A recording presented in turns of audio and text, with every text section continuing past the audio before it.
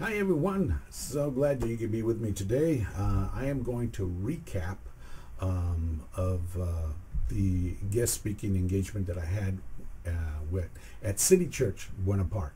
And once again, I want to thank Pastor Matthew Agosto and his lovely wife Sheila for allowing me to come and give this message. It was also a time that I fulfilled a prophecy that was given to me over 40 years ago. And I had talked to Pastor Matthew about that, and he said, Joel, then you need to come and fulfill it here. And so he was aware of what I was going to say. So I want to thank Pastor Matthew for being sensitive and just listening to God for me to come in and do this. It was several months in the works, and we finally got it. And I'll tell you, there was challenges that the enemy did not want me to get there. And I tell you, maybe another time I'll explain all that. But in any case, I was able to fulfill that prophecy, and I explained about that in that video. So if you haven't seen it, go to my YouTube channel, and you can see the whole thing. Okay. And I talk a lot about that things. But so today I want to address two issues that I spoke regarding the message that some may have questions about. And so I wasn't sure when I was done with the whole message about what I said, how the body would take it, and to my surprise, everybody was just had positive about it. And they felt that everything I said was right on. They needed to hear that. And matter of fact, it affected one person that is of the Democratic Party. That's a member that belongs to that's a Democrat. And so and I'll explain that. It was all good. It was great. And then I began to realize why God had me say what I say, and that's what I'm going to address a couple of these issues. So we're just going to recap a minute as to what I said. And there were some things I was not able to say. I wasn't able to really get into the core of Heart Reset for Revival, which is the divine infrastructure of God's order. I did touch on that a little bit, but didn't really get into the depth of it, in which we will, next broadcast, we'll begin to do that. Okay, so I also got two video clips that I will be showing that I was not able to show because they had some technical problems, and I wasn't able to use them. And so anyway, I will use those today. So as I said in the beginning of the message, this is the first time I've ever seen the head of evil rise up in a place where it has established itself in high places, such as Washington. And the influence that it is releasing to those who are buying into the deception are now the deceivers. So, talking about this administration, the president and this administration, people are always asking, well, I wonder who's running the White House. I mean, he's not. Well, I will tell you, it's what I prophetically said in 2020. And those that were hidden in the shadows for many decades because they think that they're in control and the party they support and pretty much bought out have won, or thought they have won. Now they felt was their time to come out of the shadows, to expose themselves, and to pull the trigger of an agenda that is called the Great Reset. And pretty much it's hidden by a lot of things that they're talking about, how they're gonna appoint themselves to be the rulers over this nation, right? So it's a one world order, but they call it the Great Reset. It's headed by a gentleman by the name of Klaus Schwab of the World Economic Forum, and we'll get into that. There's going to be a clip that I was talking about that's going to actually show you what that agenda is. And then there's something what they call, what he talks about is called the Fourth Industrial Revolution, and that is transhumanism. And so you may ask, well, what is that? Well, that's mixing IA with human DNA, which they have already done, and how they're going to use it. So there are two slogans that they came up with, and one you're very familiar with, that Biden used as in his candidacy for president was a model that it did not come from him, and it did not come from any of his people. Marketing. Okay, so the first one is, you will own nothing and you will be happy. This clip will kind of give you an idea how they will do that, and they will be also doing it through other venues of law, okay, of laws that they want to pass using this administration. So the other one is something very familiar that Biden used as his model, which he got from them, which is building back better. That did not come from him, that came through his association with these who are calling the shots. And so there is no such thing as conspiracy, because it's all coming and it's all true. So that's why I'm going to show you a clip of what's being said. So one of the things that we see that they're trying to do, of course, is to bring this nation to bow its knee to a demigod. It's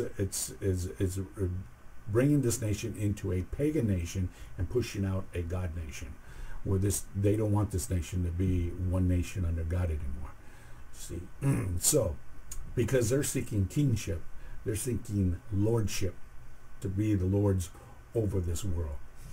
Biden had talked about the one world order this past March of this year in a conference of high executives of corporations, and said that this is the economy is at a place where we can now see that we can bring it into a one world order, and we must be the ones to lead the way. So he wants to be leading that effort. And any case, this is the heartbeat of what they want to do. So this nation, the last 30 years, along with the church being so silent of things, because they didn't want to be combative or be, rock the boat of certain things, political things. Sometimes people say, well, Joel, you shouldn't be talking political things. It's not about political things. It's the things that comes within the political system, the machine that they're trying to bring into place that will affect your life, my life, and everyone else's life, of the spiritual well-being of this nation. See, we are in a spiritual crisis right now, and you better understand that. And so there are many Christians who unfortunately got deceived and voted for this administration, which I'm going to talk about a couple other things regarding that. Okay, so one of the things that they have done, and the church is guilty as well, is they traded truth for a lie. And I read Romans 1:25, and it says this: because they exchanged the truth of God for a lie, and worshiped and served the creature rather than the Creator, who is blessed forever. Wow. Understand what that's saying? It's talking about the entity of evil that men have bowed their knee to. It's Satan hasn't changed. He hasn't done anything new. He's still trying to tempt men like he tempted Jesus to give them the world, because they believe he's got the power. And so many are looking to men and not God anymore. And so, in any case, that is what's going on, and also with the church. Let's see. I want to just touch on a few things on that. Okay, so it's one thing to know the acts of God, but we must know the ways of God. And how do we get to that place of knowing the ways of God? Not the acts of God. Everybody knows the acts of God. That's wonderful. But the ways, so that we can move in the way He moves. There's a verse in Psalms. I believe it's Psalms 25:4. It says, "Make me know your ways, O Lord. Teach me your path." We have created our own paths, and we're going the paths that we want, that we like. And sometimes we don't like the path that God shows us. But if we know the ways, then we'll go down the right path every time. And what is that? It's the path of the divine infrastructure of God's order. And so, you've heard that saying, what you call it? The eyes of my appetite were bigger than my stomach.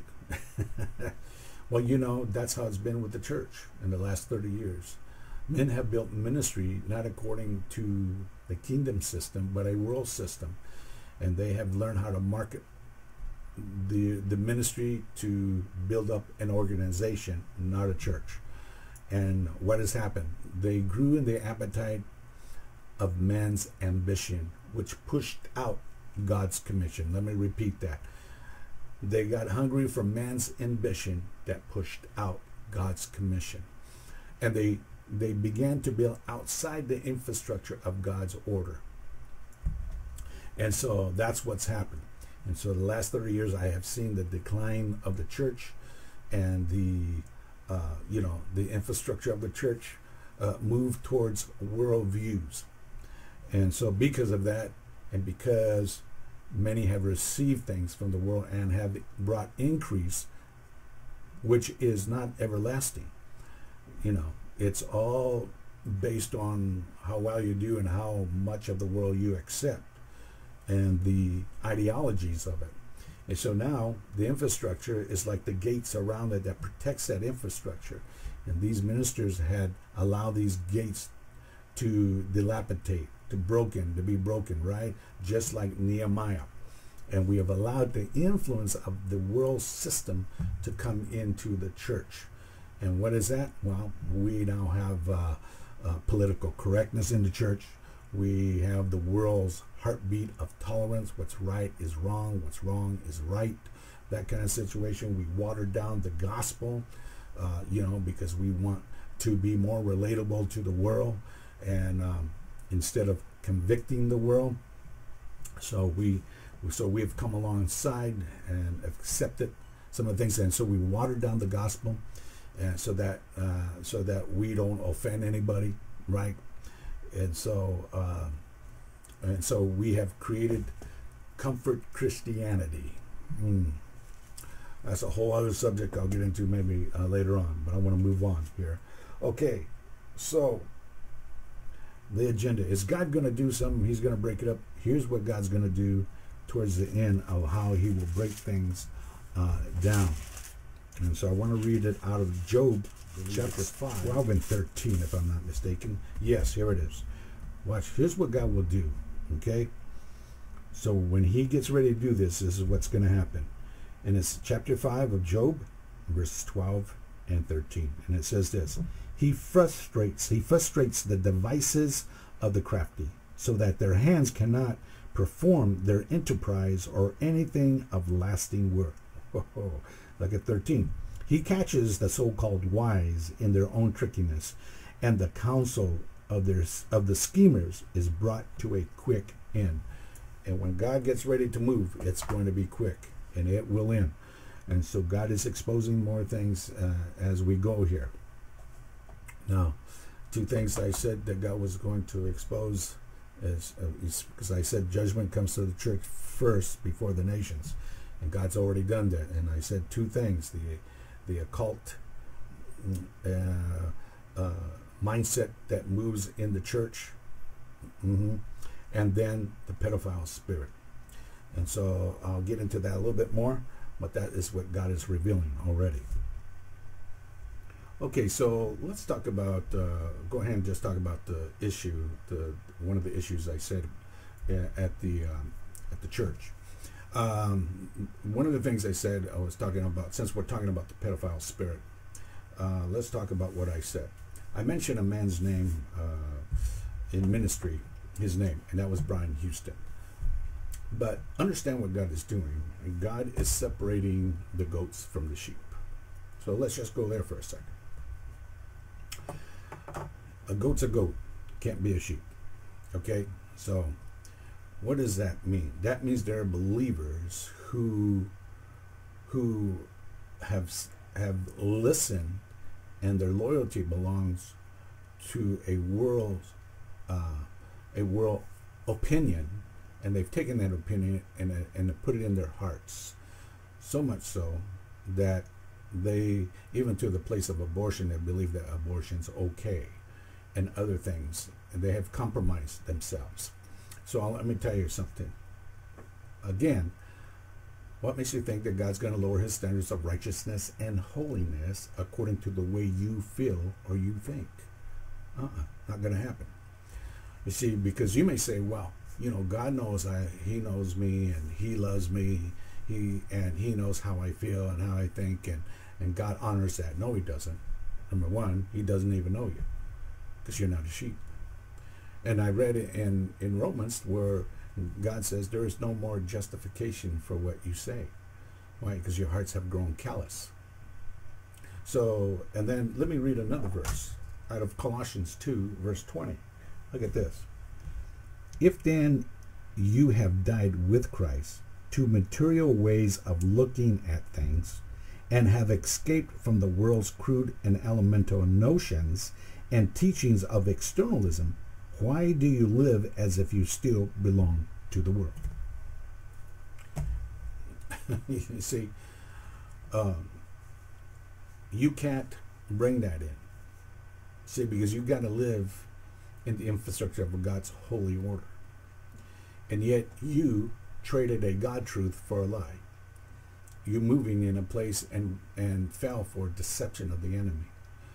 So I would say to you, repent before the Lord, so that God may recognize you as one of his own, his sheep.